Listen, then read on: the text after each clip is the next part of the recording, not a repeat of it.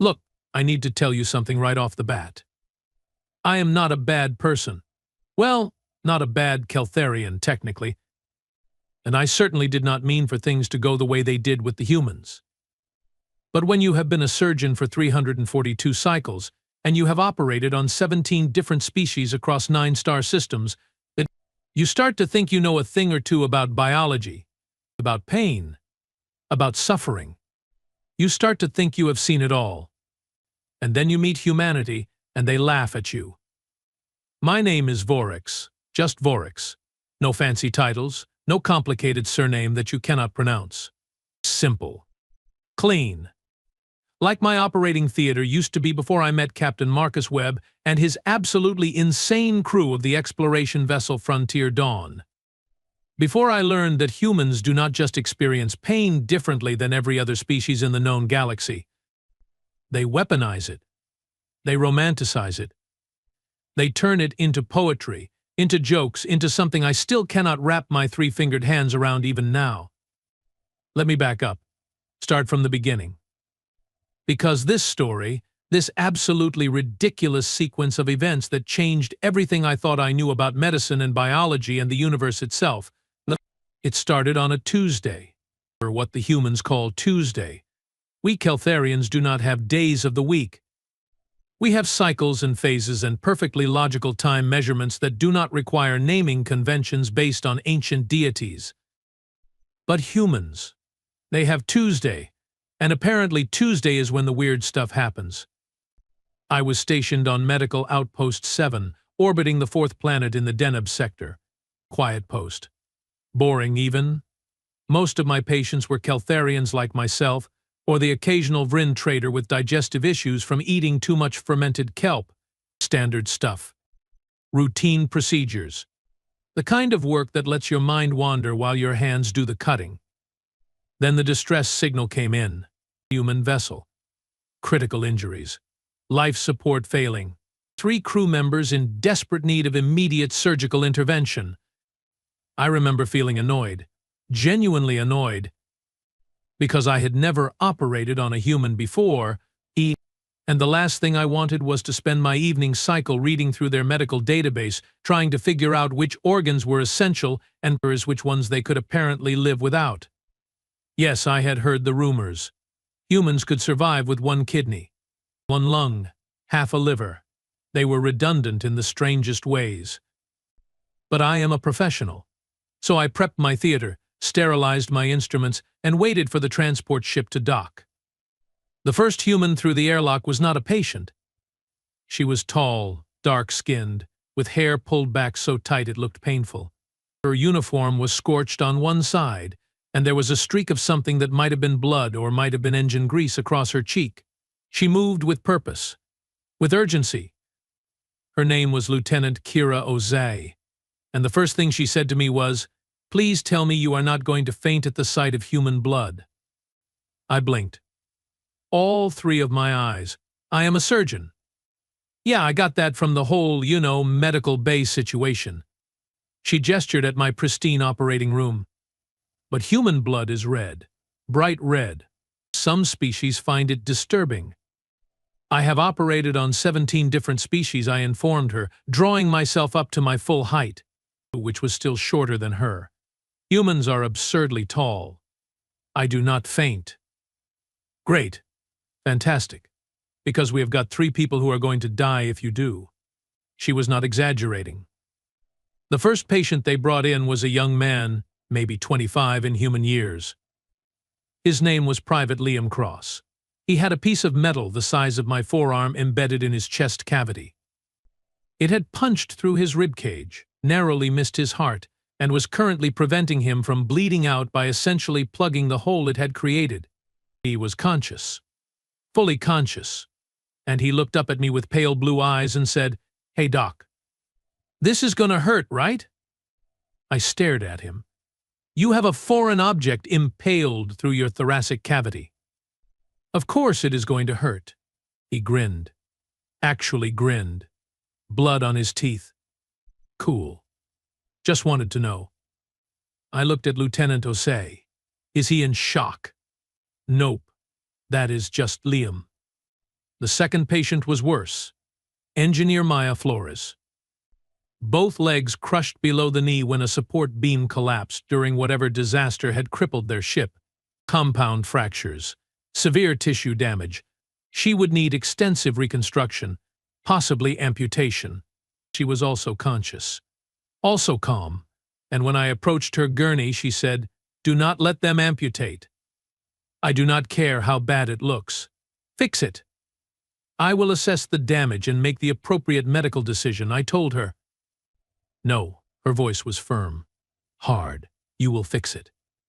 Because I did not survive 3 years on the frontier just to come home without my legs. The third patient was the worst. Captain Marcus Webb himself. Severe internal bleeding.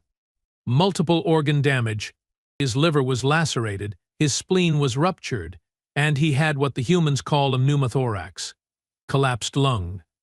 He needed immediate surgery or he would be dead within the hour. He was unconscious. Finally, a patient who had the good sense to pass out from their injuries. I triaged, prioritized.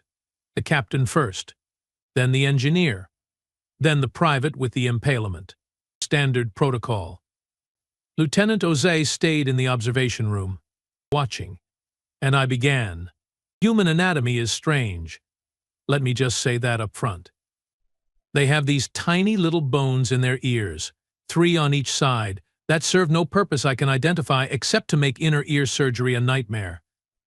They have an appendix, a vestigial organ that apparently used to do something useful but now just sits there waiting to explode and kill them. They have wisdom teeth. Teeth that grow in wrong and have to be surgically removed. Evolution did not optimize humans. It barely gave them a passing grade. But their cardiovascular system. Oh, their cardiovascular system is a work of art. Complex.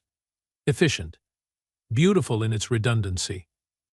I worked on Captain Webb for 3 hours, repaired the liver laceration, removed the damaged spleen, reinflated the lung and sealed the puncture.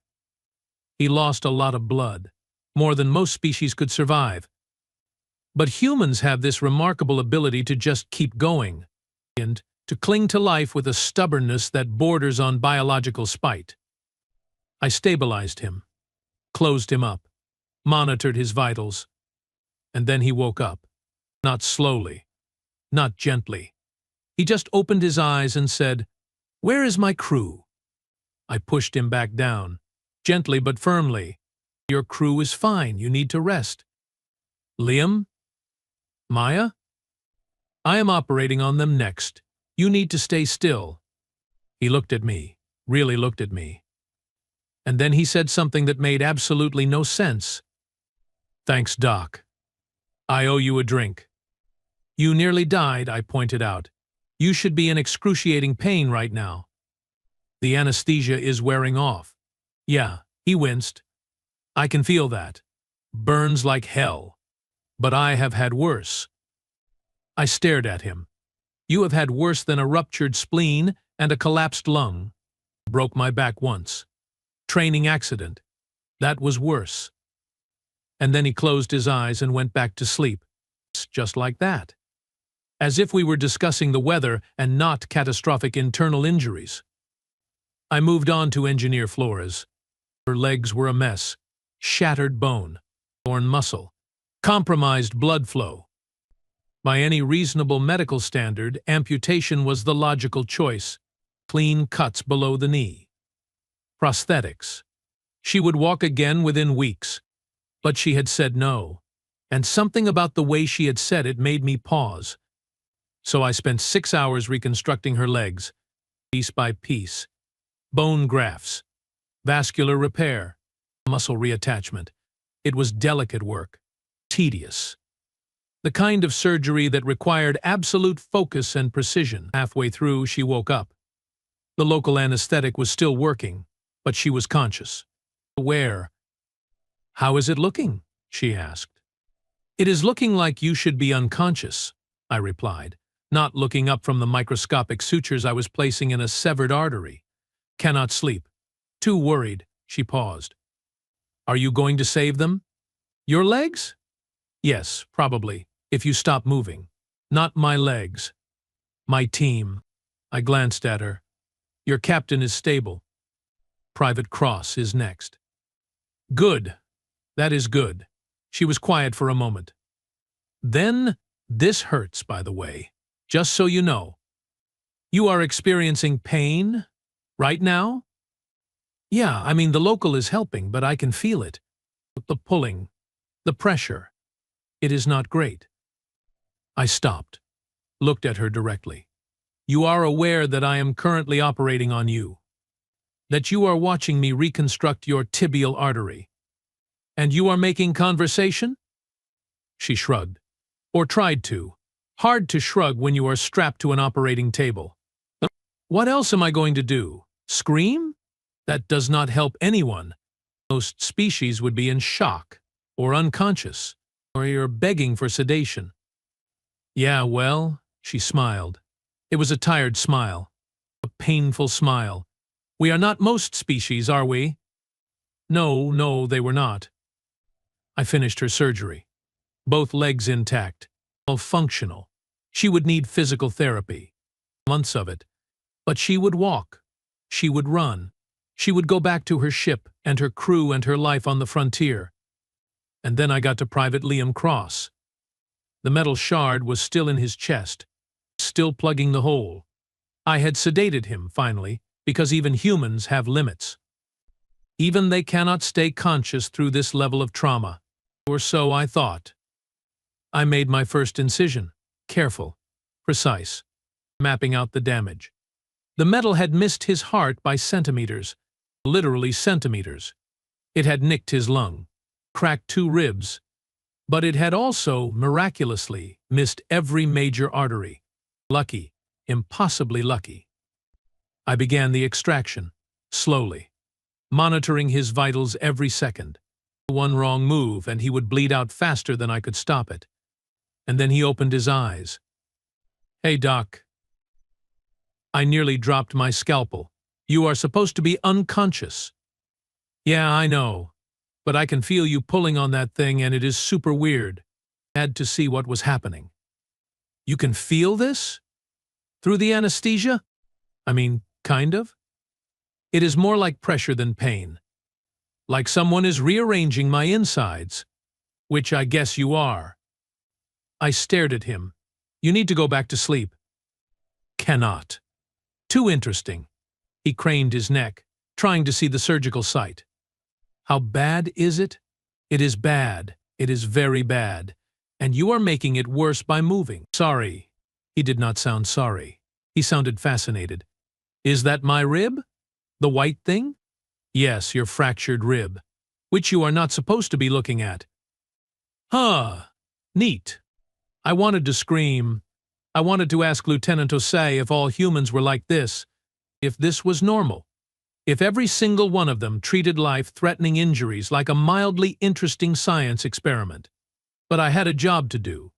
So I extracted the metal, sealed the bleeders, repaired the lung tissue, stabilized the ribs, and through it all, Private Liam Cross provided commentary. Wow, that is a lot of blood.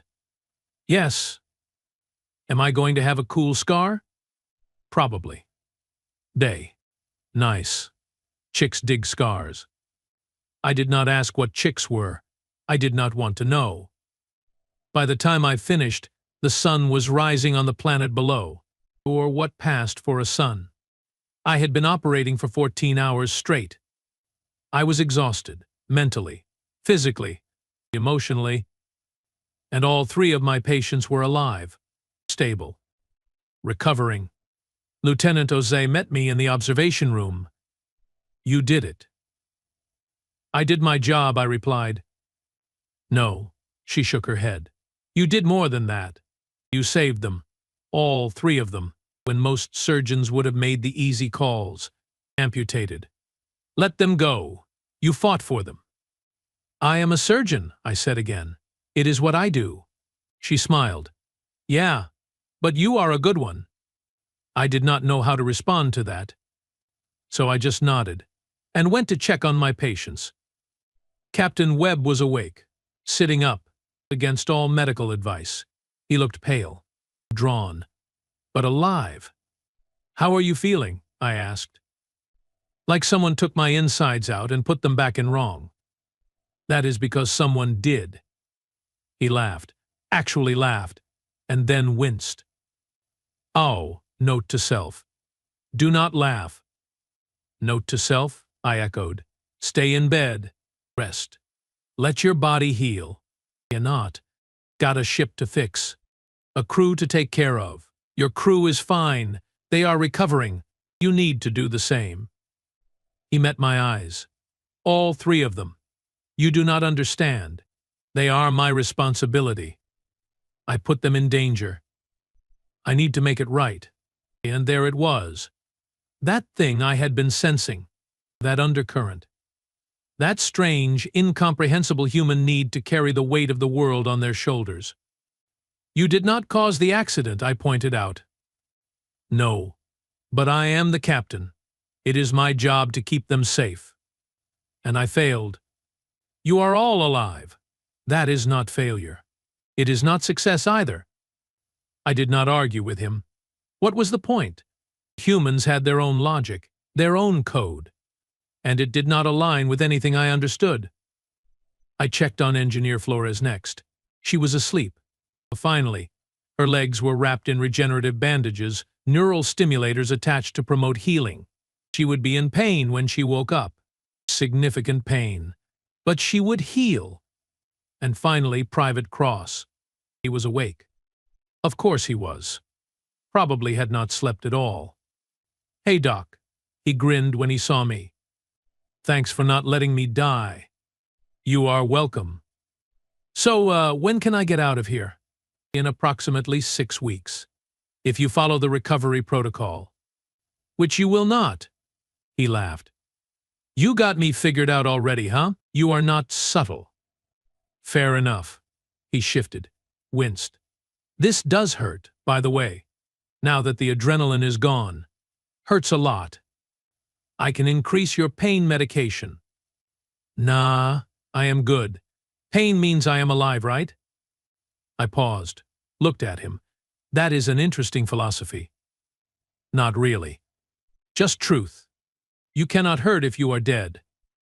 So if I am hurting, I must be alive. And being alive is pretty great, even when it sucks." I thought about that for a long time after I left his room. About pain. About what it meant. About how every species I had ever treated viewed pain as something to be avoided, eliminated, controlled. But humans? They used it as a measuring stick, a reminder, proof of existence. It was insane. Completely insane, and I could not stop thinking about it. Over the next few days, I monitored my patients closely, checked their vitals, adjusted medications, watched them heal at a rate that would have been impressive for any species, but for humans seemed almost routine. They talked, constantly, about everything, about nothing. Captain Webb told stories about his crew, about their missions, about the things they had seen on the frontier. Engineer Flores discussed propulsion systems and quantum mechanics like I was supposed to understand. Private Cross made jokes. Bad jokes. Terrible jokes. But they made his crewmates laugh, and that seemed to be the point. And I listened, because I was curious. Because these humans had survived things that should have killed them. Because they treated pain like an old friend instead of an enemy. On the 5th day, Lieutenant Osei came to my office. She knocked. Polite, professional. "Come in," I said. She entered. Closed the door behind her. Sat down across from my desk. "I need to ask you something." "Ask." "Nesk. Why did you save Maya's legs?" I blinked. Because she asked me to. Most surgeons would not have listened. Would have made the call based on medical efficiency. Time, resources, risk. I am aware. So why did you? I thought about it. Really thought about it. Because she needed them. Not medically, but psychologically. Emotionally. She needed to know that she fought for something and won. That she did not give up. And if I had taken that from her, I would have saved her body but destroyed something essential inside her. Lieutenant Osai nodded slowly. You understand pain? I am beginning to. No. She leaned forward. You understand our pain. Human pain. It is not just physical. It is everything. It is psychological, emotional, spiritual. We do not separate them. We cannot. They are all connected. And when you hurt one part, you hurt all of it. I met her gaze. That seems inefficient. She laughed. Yeah, it does. But it is also what makes us human, what makes us survivors. Because when everything hurts, you learn to find joy in the smallest things. You learn to laugh at the darkness. You learn to keep going, even when every logical reason says to quit. That is irrational, completely. But it is also why we are still here, why we made it to the stars, why we will keep going no matter what the universe throws at us. She stood, extended her hand, a human gesture. I had read about it. The handshake, a symbol of trust, of respect. I stood, took her hand. Her grip was firm, warm, very warm. Humans run hot. Thank you, Vorix, she said, for everything. I was just doing my job. No, you were doing more than that. You were seeing us, really seeing us. And that means something. After she left, I sat alone in my office, processing, trying to reconcile everything I thought I knew about pain and suffering and medicine with what I had witnessed over the past 5 days. Humans were different. That much was obvious. But it was not just their biology. It was not just their redundant organs or their remarkable healing or their absurd pain tolerance. It was something deeper, something I could not quantify or measure or cut open and examine. It was their refusal to let pain define them, their ability to transmute suffering into strength, their insistence on finding meaning in the meaningless. And I realized, sitting there in my quiet office, that I had learned more about medicine in 5 days with 3 human patients than I had in 342 cycles with 17 different species. Because medicine is not just about fixing bodies. It is about understanding the beings who inhabit those bodies and their fears, their hopes, their incomprehensible human need to laugh in the face of death and tell it, not today. I did not understand human pain, not completely. Not yet. But I was beginning to. And that terrified me more than any surgery I had ever performed. Because if I was wrong about humans, about pain, about everything I thought I knew, what else was I wrong about? The thing about revelations is that they do not come all at once. They sneak up on you, one small observation at a time, one conversation. One moment where everything you thought you understood gets flipped upside down and shaken until your certainty falls out of your pockets. For me, that moment came on day 7, when Private Liam Cross tried to leave his bed and nearly collapsed on the floor of the medical bay. I heard the crash from my office, the clatter of medical equipment, the muffled cursing. Very creative cursing, actually. I made a mental note to look up what some of those phrases meant because they sounded anatomically improbable. I rushed into the recovery ward, and there he was, on his hands and knees, the floor, breathing hard, his chest bandages already showing spots of fresh blood. "What are you doing?" I demanded. He looked up at me, pale, sweating, trying to walk. "You have a chest wound that is still healing. You are not supposed to be walking. You are supposed to be resting." "Yeah, well, resting is boring. And I need to get back to the ship. We have repairs to make." I helped him back into bed. He did not fight me. Mostly because he did not have the strength. "You are going to tear your sutures." "Probably. That is not a good thing." "I know." He winced as I checked his bandages. "But staying here is worse." I paused, looked at him. How is staying in a medical facility where you are receiving expert care worse than potentially dying from reopening your wounds? He was quiet for a moment. Then he said something that made my 3 hearts skip a beat. "Because my crew is out there, and I am in here." And every second I am lying in this bed, I am not helping them. I am not doing my job. I am useless. There it was again. That word. That concept. Responsibility. Duty. The weight of obligation pressing down on them like gravity. You are recovering, I told him. That is your job right now. To heal. To get better. So that you can return to your crew at full capacity. That is not how it works for us. Then how does it work? He met my eyes. We do not quit. We do not give up. We push through. Because that is what humans do. We break ourselves into pieces trying to hold everything together, and maybe that is stupid. Maybe that is inefficient. But it is who we are. I did not know what to say to that. So I just finished checking his bandages, secured them properly, made sure nothing was actively bleeding. Stay in bed, I ordered, or I will sedate you. You would not. Try me. He grinned. You are getting the hang of this human thing, Doc. I left before I could say something unprofessional. Like how his determination to destroy himself for the sake of others was simultaneously admirable and infuriating. How humans seem to view self-preservation as optional rather than essential. Captain Webb was sitting in his bed when I checked on him. He had a data pad in his hands, ship schematics, damage reports, lists of repairs needed. You should be resting, I said. So should Liam. But I heard him crash into something, so I am guessing rest is not happening for any of us. He tried to walk, failed spectacularly, reopened some of his wounds. Webb sighed. That sounds like Liam. Does it not concern you? This tendency your species has to ignore medical advice every day. But worrying about it does not change anything. Humans are stubborn. We do not know how to stop, even when we should. I sat down in the chair next to his bed, uninvited, unprofessional, but I needed to understand. Why?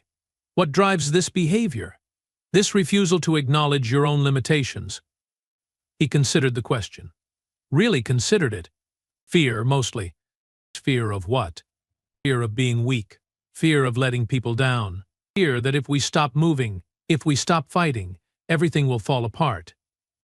He looked at his data pad, at the endless list of problems that needed solving.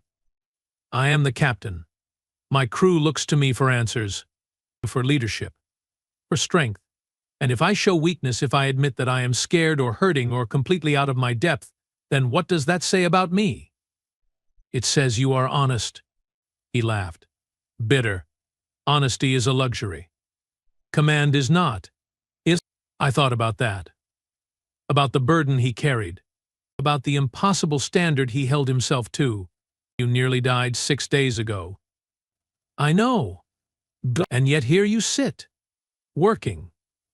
Planning. Already trying to get back to your ship. Because my ship needs me.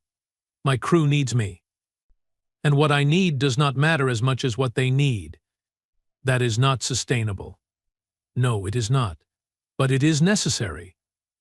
I wanted to argue, to tell him he was wrong, that self-care was not selfish, that he could not pour from an empty cup, all the logical, rational arguments that made perfect sense.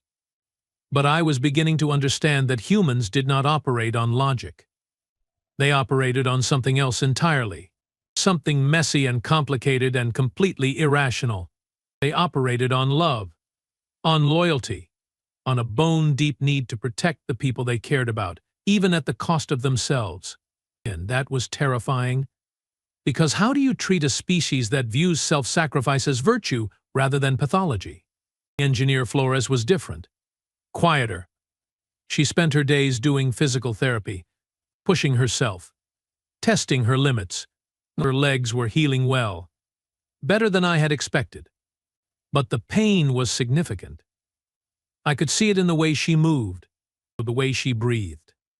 The micro-expressions that flickered across her face when she thought no one was watching. How is the pain? I asked during one of my examinations. Manageable. That is not what I asked. She looked at me, really looked at me. It hurts.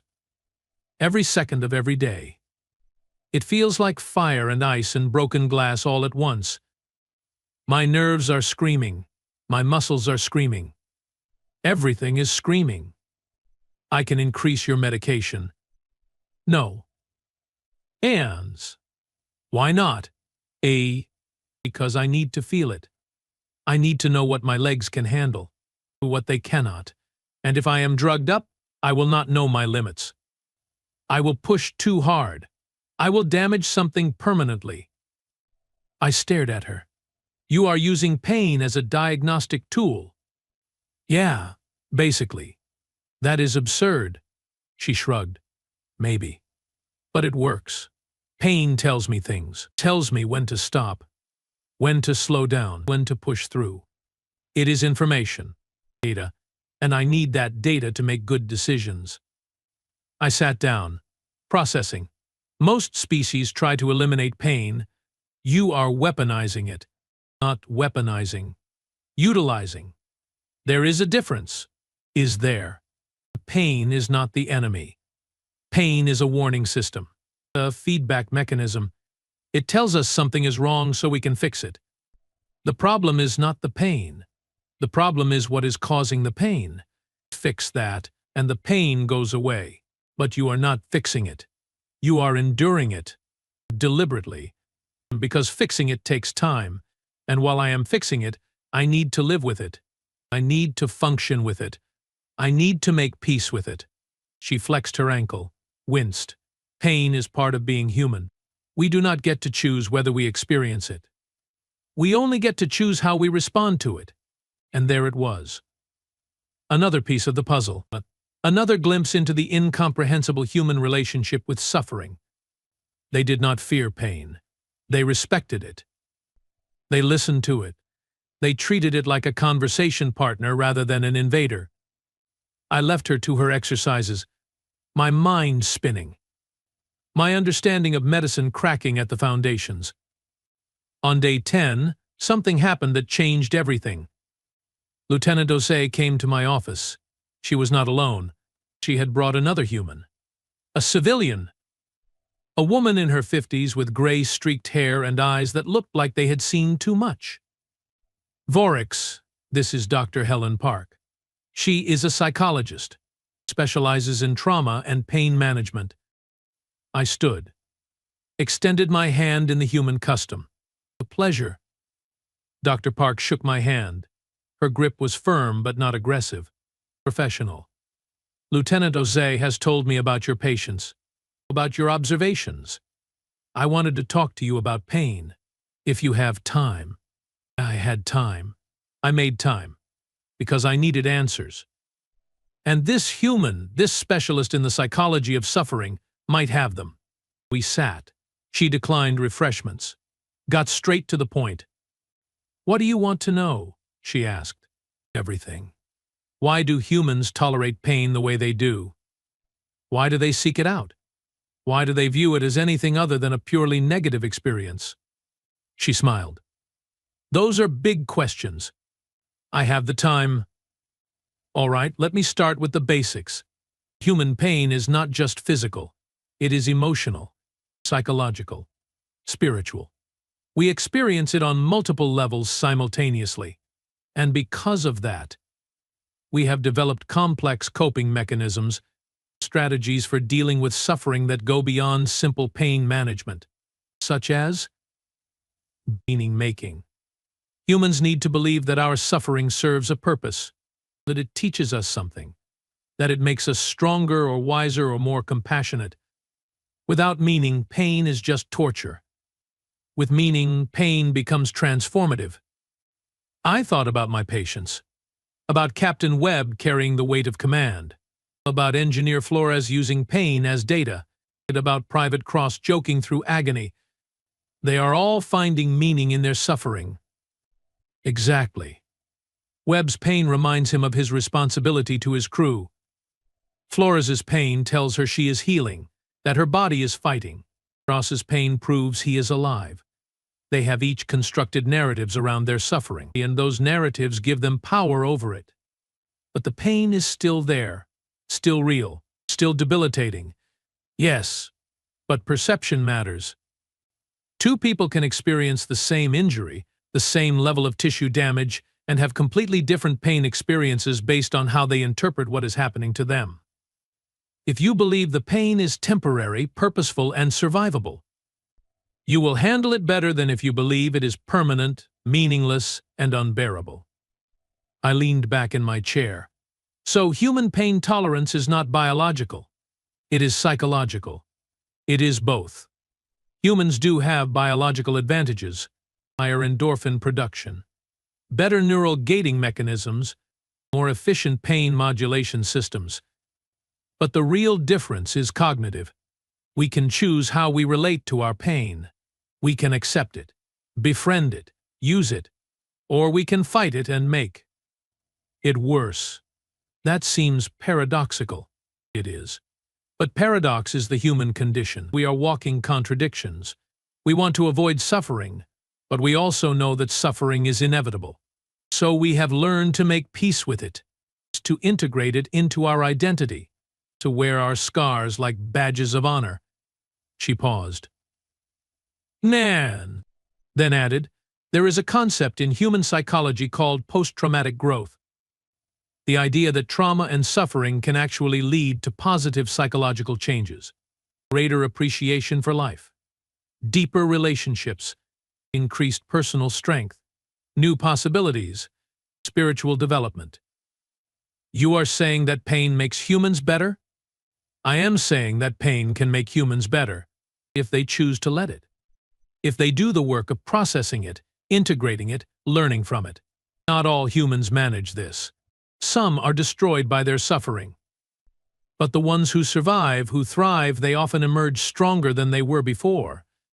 I thought about my patients, about how they were already stronger, already healing, already making plans to return to the stars. How do I help them? I asked quietly. Dr. Park smiled. You already are. By listening, by respecting their choices, by understanding that healing is not just about fixing bodies. It is about honoring the people inside those bodies, their stories, their struggles, their stubborn, incomprehensible refusal to quit. She stood, extended her hand again. It has been a pleasure, Vorix. I hope we can talk again. I would like that. After she left, I sat alone, thinking. And for the first time since this whole ordeal began, I felt like I was starting to understand. Not completely, not perfectly, but enough. Enough to know that I had been wrong. About pain, about humans, about what it meant to heal. On day 14, I cleared all 3 patients for limited duty, against my better judgment, but in accordance with their wishes. Captain Webb was first. I gave him strict instructions. No heavy lifting, no strenuous activity, regular monitoring. He nodded, thanked me, and immediately went to inspect his ship. Engineer Flores was next. She could walk, slowly, carefully, with pain medication and regular breaks, but she could walk. And the look on her face when she took her first steps without assistance was worth every hour I had spent reconstructing her legs. Private Cross was last. His chest was still healing. He would need another month of recovery before he could return to full duty. But he could move around, could help with light tasks. It could be useful. Thanks, Doc, he said as I signed his release forms, but for everything. You are welcome. Try not to die. He grinned. No promises. I watched them leave, watched them limp and shuffle and struggle their way back to their ship, back to their lives. Back to the endless cycle of risk and danger and probable injury that defined existence on the frontier. And I understood.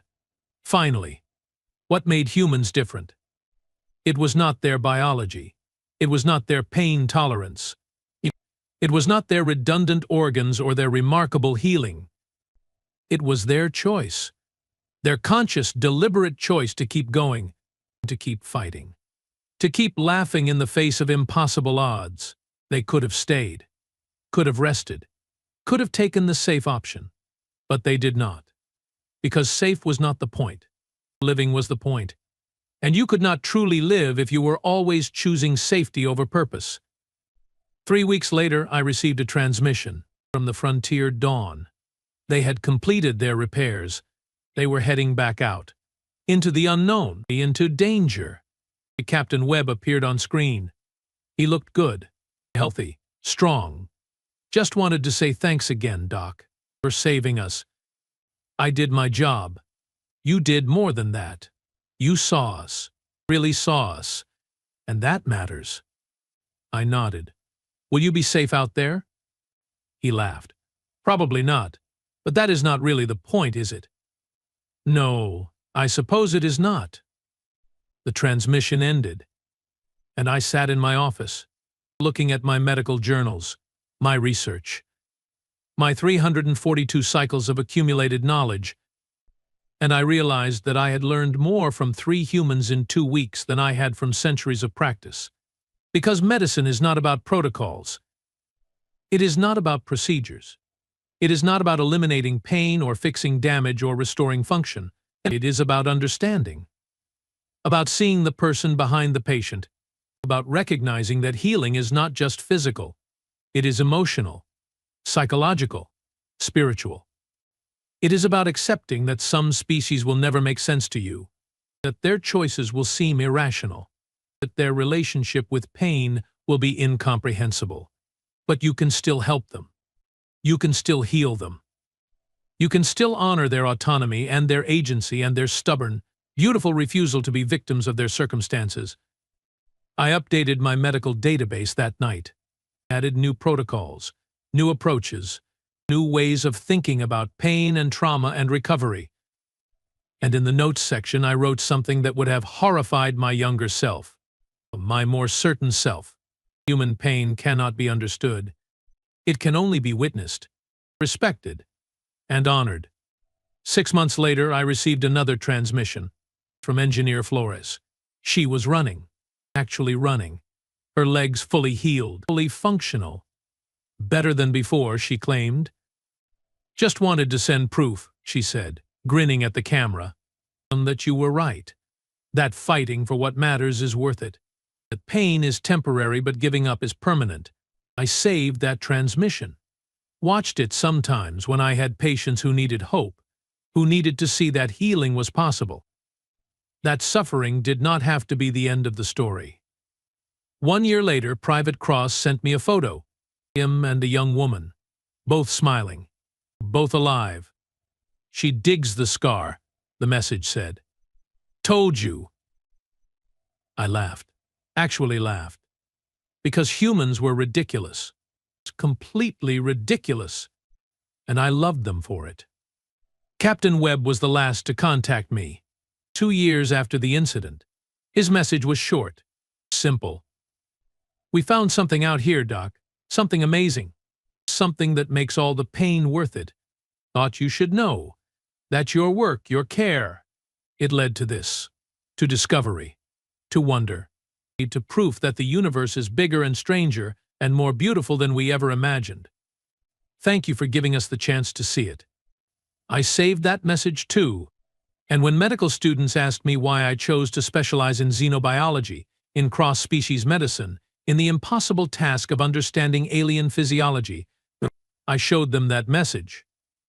I told them about 3 humans who refused to quit, who turned pain into purpose, who taught an old surgeon that he did not know everything, that certainty was the enemy of growth, that the best medicine was not found in textbooks but in listening, really listening, to what patients needed, what they feared, what they dreamed. I told them that I still did not understand human pain. Not really, not completely. But I had learned to respect it, to work with it, to recognize that my job was not to eliminate suffering but to help people navigate it, to give them the tools they needed to find meaning in their struggles, heal not just their bodies but their spirits. And sometimes, on quiet nights when the medical bay was empty and I was alone with my thoughts, I wondered if that was true for all species, if pain was not just a human thing but a universal thing, a shared experience that connected us all across the stars, if suffering was not the end of the story but the beginning. the catalyst, the fire that forged us into something stronger, something better, something worthy of the vast, incomprehensible universe we all called home. I never did get that drink Captain Webb promised me, but I did get something better. I got understanding. Incomplete, imperfect, but real. And in the end, that was enough. Because the thing about humans is this: they will break your heart. They will confuse you. They will make choices that defy logic and reason and every medical protocol you hold sacred. But they will also inspire you, humble you, show you that the universe is bigger than your understanding, that mystery is not something to be solved but something to be celebrated. They will teach you that pain is not the enemy. Fear is, apathy is, giving up is. And they will remind you every single day that being alive means being willing to hurt, to struggle, to fight for what matters even when the odds are impossible and the outcome is uncertain. That is not inefficient. That is not irrational. That is courage, pure, simple, human. And I am honored to have witnessed it, even if I will never fully understand it.